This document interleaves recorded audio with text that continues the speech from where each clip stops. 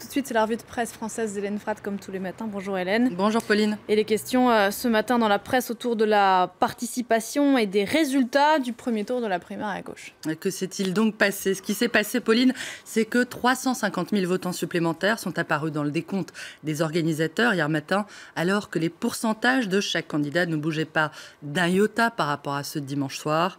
Une coïncidence statistiquement peu probable, d'après le Parisien qui parle d'un incompréhensible cafouillage. C'est quoi ce micmac, demande le journal, qui prévient que même si aucun candidat ne s'est plaint que la participation ait pu être gonflée, les dégâts en termes d'image et de motivation des électeurs pour le second tour pourraient être sévères. Vous avez besoin d'aide? J'ai été banquier, je sais compter, propose Emmanuel Macron à Jean-Christophe Cambadélis, Benoît Hamon et Manuel Valls dans le dessin de rançon. Erreur humaine ou résurgence d'une vieille pratique de congrès socialiste, s'interroge l'opinion. La primaire de la gauche est parasitée par des soupçons de gonflement de la participation. Un parfum de triche plane sur le scrutin, écrit le journal, où le dessin de CAC montre un responsable de la haute autorité du PS annoncer que la primaire a rassemblé au total 7 candidats, en hausse de 17% par rapport à celle de 2011. Autant que la droite, donc, se félicite le patron des socialistes.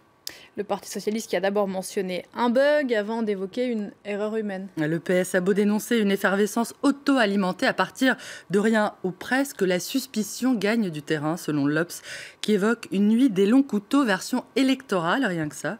Plusieurs dirigeants socialistes ne cachaient pas avant le premier tour que pour exister face à la vague Macron, il était impératif de se rapprocher des 2 millions d'électeurs, rappelle un élu de la majorité. Les Échos, eux, ironisent sur la tentation de faire de la politique en réalité augmentée. Juste un bug, euphémise la direction du PS. Rien n'est grave.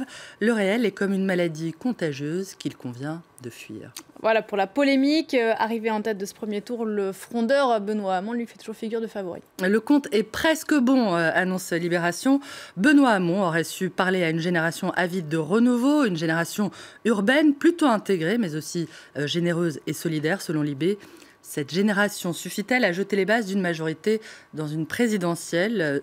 Non, assène le journal, qui prévient aussi que les eaux froides du calcul gestionnaire ne mobiliseront personne. Des eaux froides incarnées par un Manuel Valls en marche vers la sortie d'après l'Humanité.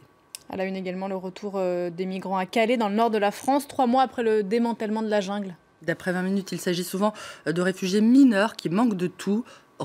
Calais, alerte le journal, 200 à 400 migrants, des Érythréens, des Afghans notamment, seraient revenus dans l'espoir toujours de gagner l'Angleterre, où seuls 800 mineurs sur les 1800 recensés ont été acceptés. Croire que la présence des réfugiés à Calais se terminerait, c'était totalement illusoire, témoigne un habitant. Il est aussi beaucoup question ce matin de la publication d'un guide réactualisé de la conférence des évêques de France, un guide qui s'intitule « Lutter contre la pédophilie ».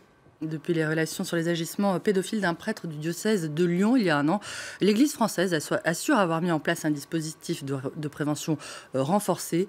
Le Parisien dit avoir mené l'enquête dans 14 diocèses où 29 prêtres au total auraient été mis en cause pour des faits d'agression sexuelle, en très grande majorité sur des mineurs de moins de 15 ans.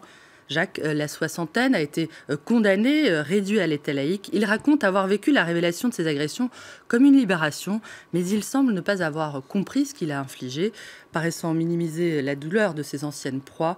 La pédophilie, dit-il à propos de ses victimes, nous a détruits, elle, comme moi, je le cite. Quand l'Église dit dehors, soutient-il, c'est pour sauver la face. Toute autre chose pour terminer.